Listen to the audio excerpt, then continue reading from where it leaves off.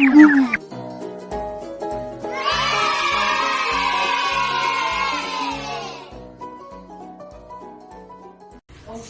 everybody, thank you for the introduction. And my name is Lydia Lee, you all know. I'm here today to talk to you about climate change. It's a very important topic. And I believe you as a student, you hold the key to reverse this situation. According to United Nations, we only have 12 years to limit climate change catastrophe, which include extreme heat, drought, floods, and poverty. That's the reason I wrote this book called Mother Earth, especially for you. And in this novel, I touched on some of the issues like global temperature increase, flood, tornadoes, hurricanes, forest fires. And because it's such an important topic, I thought I'd run some of the vocabulary with you. The first one is called climate. Climate is the average pattern of weather conditions over a long period of time. Can anybody tell me how much time is a long period of time in terms of climate? Is it 10 years, 20 years, or 30 years? Make a guess. 10. Okay, very close. It's actually 30 years, but that's very close. So, the next one is global warming. The increase in Earth's average temperature over a long period of time, which is over 30 years again. And carbon dioxide is the gas released by the burning of coal, natural gas, oil, and wood that traps heat in the atmosphere. And then we have carbon footprint. Carbon footprint is the amount of carbon dioxide one person released into the environment in a year. So, I'm wondering, can anybody give me an example of carbon footprint you and I created in our daily activities? Any suggestion? Yes. Using electricity. Excellent. Right on, because that is that is in my slide. Chloe. And how about driving a car? Would that create a lot of carbon dioxide in the air? Because of the fossil fuels we use.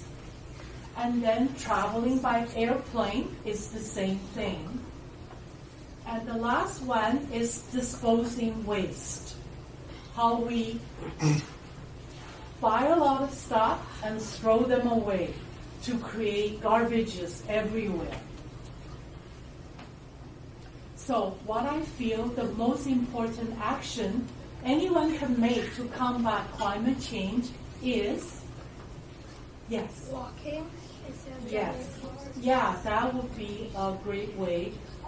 But today I have an idea regarding plastic, and I would like to share with you. So we have plastic everywhere. It's very cheap, versatile, but the plastic pollution is a huge problem, and it takes 1,000 years for it to break down. And our land, ocean, rivers, all polluted by this petroleum-based plastics, which takes a long time to break down. And when the fish, bird, sea mammals ingest them, it becomes a toxic substance. And human, at the end of this food chain, we are actually eating our own waste. That's why our scientists are working so hard to create biodegradable wrappers. by using waste shells from crab, shrimps, lobsters. There is a substance called chitin. When we use chitin as a food wrapper, it would have antimicrobial and antifungal properties, which will extend shelf life and help to biodegrade. Because it only takes 3 weeks for this substance to decompose. So when they go into the soil, it enriches the soil, put nutrients back in the soil, and that is a great alternative we can adapt to.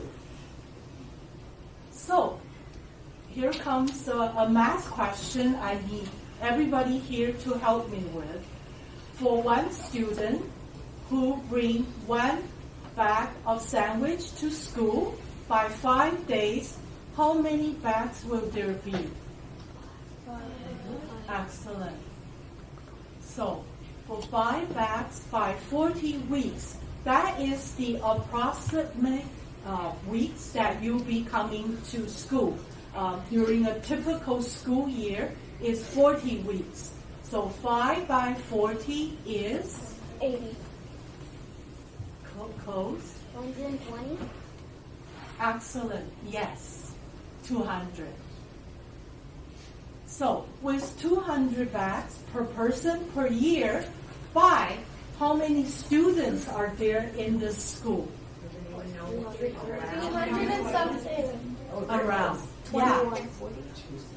Yeah. Very close. Yeah. Yeah, very close. So it's 272. So if we round it off, 200, say we have 200 students. 200 by 200 is? 2 by 2 is?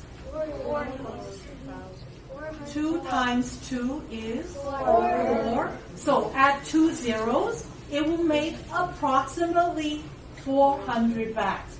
But to be exact, what I have is 54,000 plastic bags we're going to use during the school year for 272 students. So that is a tremendous amount of plastic bags that we throw away. And that is the reason today I'm here to show you how to make eco-friendly sandwich bag you can use for a long time. So let me bring everything over here. So that you do not use so much plastic. So eyes to the corner, please. And somebody have to turn your bodies. Yes. And I'll be very quick and short. So please pay attention. What do you do when you empty this bag? You throw it. You throw it in the garbage. Yes. But not today. Today we're going to make this into a sandwich bag. So what you do is you cut open this bag, lay it flat, wipe it clean, and use a cardboard or a dinner plate. You trace around this bag, you cut it up to make a circle like this. And this is very simple.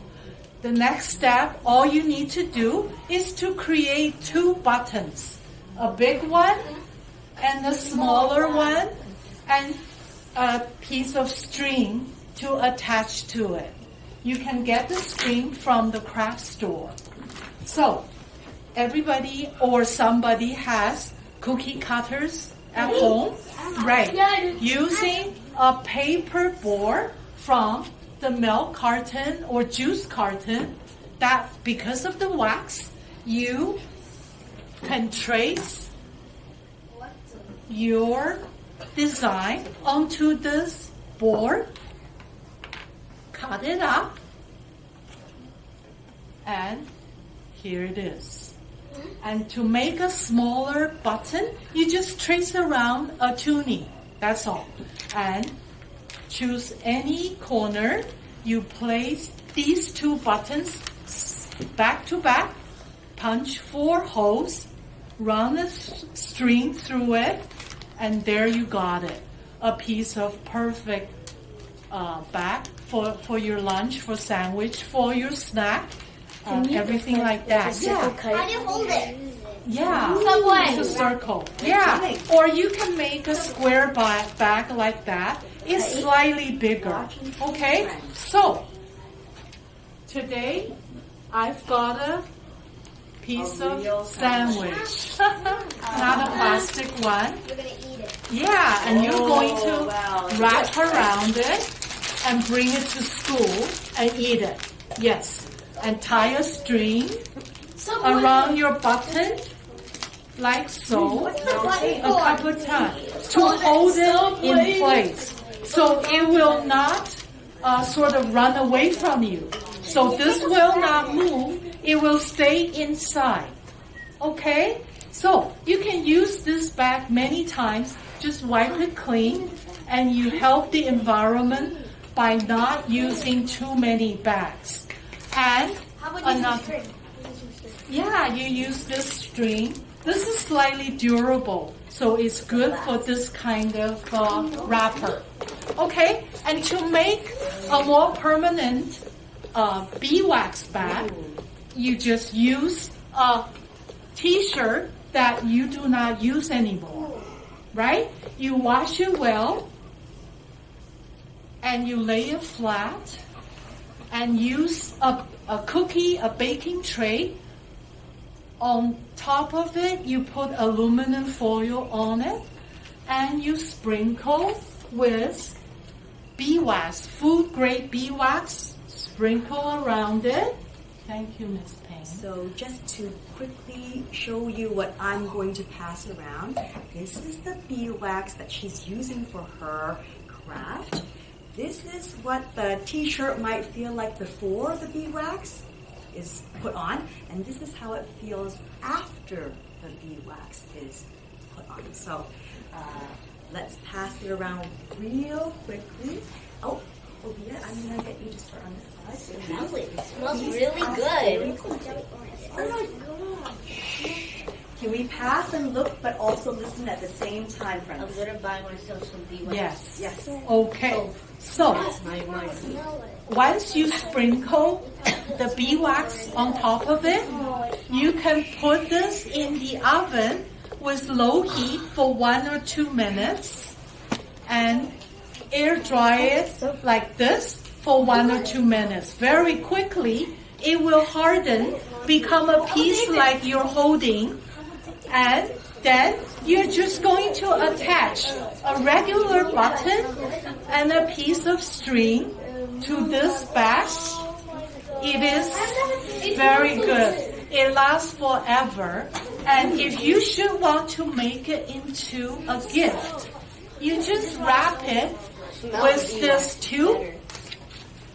Wrap it around Amy invented it. Amy invented it. like so.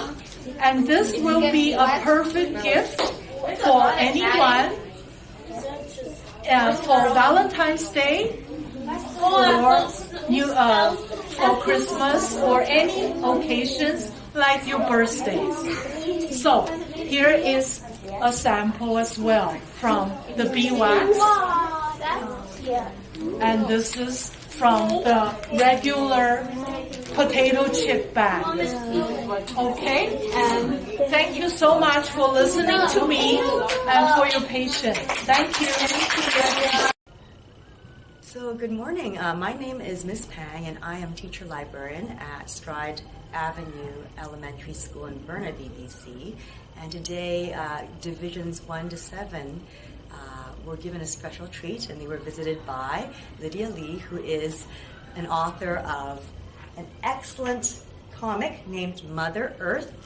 Today, the kids got some background about how we as humans are damaging Earth, but also ways that we can use, very simple ones, that we can use to make our Earth less damaged. And what I think the kids really enjoyed was how interactive her her slideshow was, giving information in the first part of her presentation. And then the practical part where she had taught the teachers and the students here how to make recyclable and biodegradable, more earth-friendly wraps using things such as potato chip bags, such things as milk cartons and juice cartons, and other materials that are very easy to find, like dollar store items, for example, string, together with the buttons that are created with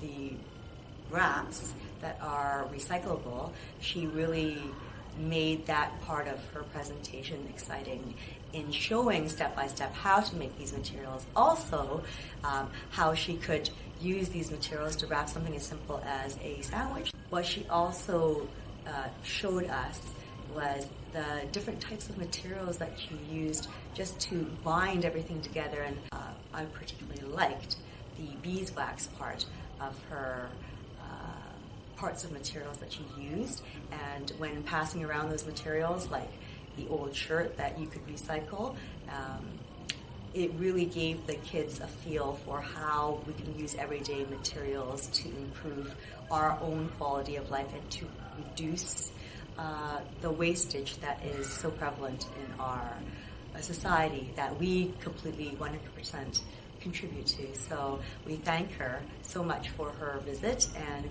we're hoping that she will experience continued success with her book, and that she really does enjoy and continues to enjoy her studies at Emily Carr Art Institute. Again, we thank her so much for coming. We really did have a great time, and for the 20 or 25 minutes that she used for each session of 1 class, 2 classes, or up to 3 classes, I thought she did an excellent job of just pacing everything and making everything so easy to understand. And again, just the practical and the interactive part of her presentations really helped the presentations go on very smoothly. So again, wishing her continued success as an author and illustrator. Thank you so much again, Lydia, for visiting our school. I hope the best is yet to come for you.